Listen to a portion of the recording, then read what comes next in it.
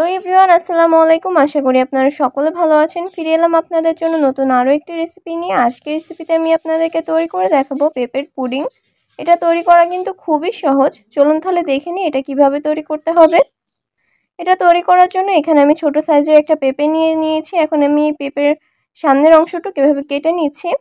এখন এর ভিতরে যদি কোনো বিচি থেকে থাকে সেটা ফেলে দিতে হবে।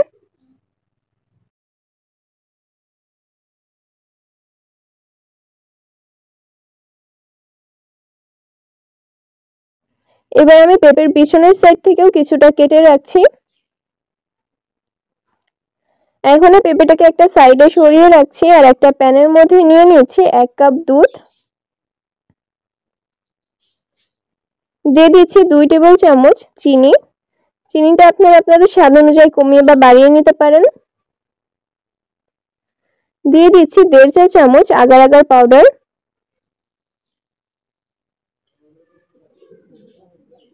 এখন এই সবকিছু চুলা বন্ধ থাকা অবস্থায় ভালো করে নেড়েচেড়ে মিশিয়ে নিচ্ছি।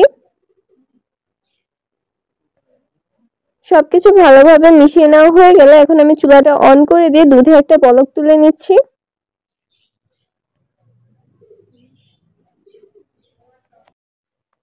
আর এটাকে কিন্তু অনবরত নাড়তে হবে, না হলে এটা দলা পেকে যেতে পারে।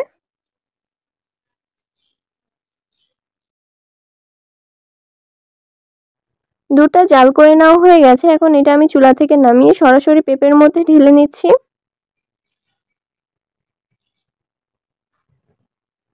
এটাকে আমি এভাবেই রেখে দিব যতক্ষণ পর্যন্ত না দুধটা সম্পূর্ণভাবে ঠান্ডা হয়ে সেট হয়ে যাচ্ছে।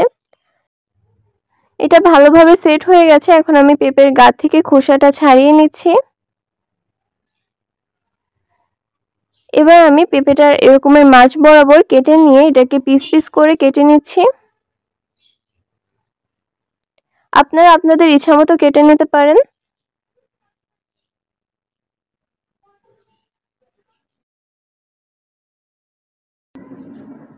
পেঁপের পুডিংটা কেটে নেওয়া হয়ে গেছে। তো তৈরি হয়ে গেল খুব সহজে মজাদার পেঁপের পুডিং। দেখলেন তো এটা তৈরি করা কতটা সহজ। আপনারা অবশ্যই বাসায় একবার ট্রাই করে দেখবেন।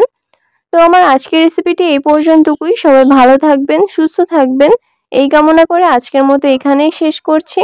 আল্লাহ হাফেজ।